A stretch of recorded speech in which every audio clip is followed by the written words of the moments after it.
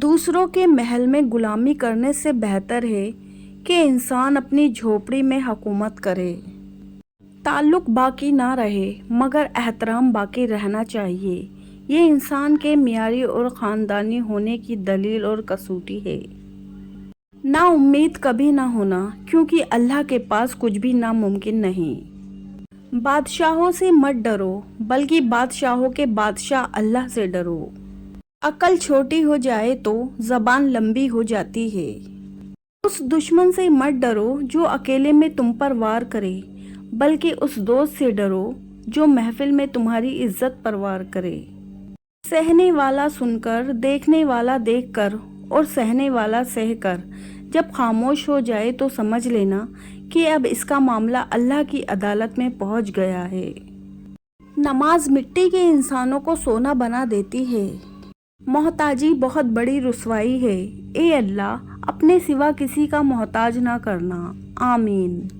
کسی پر زبردستی کرنا ظلم ہے، کیونکہ آخرت میں اس کا جواب دینا پڑے گا۔ جب تمہیں خوشیاں ملنے لگے تو 3 چیزوں کو کبھی نہ بھولنا: اللہ کو، اس کی مخلوق کو، اپنی اوقات کو۔ غیبت کرنا کمزور آدمی کی آخری کوشش ہوتی ہے۔ میں نے اپنی اوقات کو بڑے قریب سے دیکھا تو پتہ چلا کہ چند سانسیں ہیں اور وہ بھی رب العزت کی محتاج ہے۔ آج تک انسان ایسا کچرا دان نہیں بنا سکا جس میں وہ اپنی نفرتیں، عادتیں، تعصب اور جہالت کو پھینک سکے۔ حدیث پاک میں آتا ہے، لوگوں میں بہتر وہ ہے جو لوگوں کو نفع دے اور لوگوں میں بدتر وہ ہے جو لوگوں کو تکلیف دے۔ دولت اور سچی محبت بچپن میں مفت ملتی ہے، جوانی میں کمانا پڑتی ہے، بڑھاپے میں مانگنا پڑتی ہے۔ حضرت علی رضی اللہ عنہ نے فرمایا، اگر کوئی تم سے جلتا ہے تو بجائے غصہ ہونے کے ان کی جلن کی قدر کرو، کیونکہ یہ وہی لوگ ہیں جو تمہیں خود سے بہتر سمجھتے ہیں۔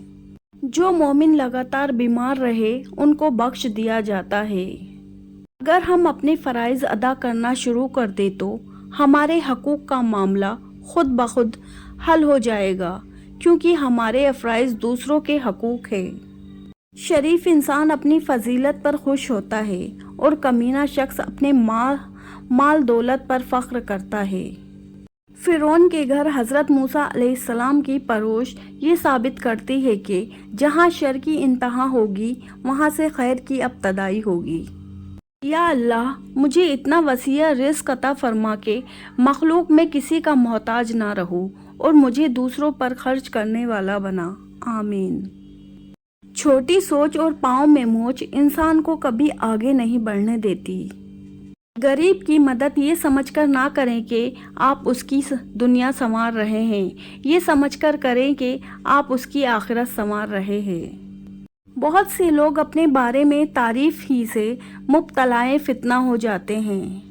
حضرت فاطمہ زہرا سلام اللہ علیہ السلام نے فرمایا، آگاہ رہو، جو شخص اعلیٰ محمد کی محبت کے ساتھ مرے وہ شہید مرا ہے۔ میرے نزدیک سب سے برے لوگ وہ ہیں جو چغل خور ہیں، اور وہ لوگ جو آپس میں محبت کرنے والوں کے درمیان جدائی ڈلواتے ہیں، اور وہ لوگ جو بری الزامہ لوگوں پر عیب لگاتے ہیں۔ لا تباغضوا، ایک دوسرے سے بغض نہ رکھو۔ حضرت علی رضی اللہ عنہ کا فرمان ہے، منافقت سے بہتر ہے کہ تم کافر مر جاؤ، کیونکہ جہنم میں کافر کا درجہ منافق سے بہتر ہے۔ آپ کے 3 چہرے ہوتے ہیں، پہلا وہ جو آپ دنیا کو دکھاتے ہیں، دوسرا وہ جو آپ اپنے گھر والوں کو دکھاتے ہیں، اور تیسرا وہ جو آپ کسی کو نہیں دکھاتے، وہ آپ کا اصل چہرہ ہوتا ہے۔ زندگی کے ہر موڑ پر صلح کرنا سیکھو، کیونکہ جھکتا وہی ہے جس میں جان ہوتی ہے، اکڑنا تو مردے کی پہچان ہوتی ہے۔ بھائی کہنے سے کوئی بھائی نہیں بنتا، بلکہ بھائی کہہ کر کہنے کا مقصد یہ ہوتا ہے کہ آپ کو بھائی جیسا مقدس لفظ اس کے لیے دیا گیا ہے، کیونکہ آپ کو اس کے قابل سمجھا گیا۔ بے شک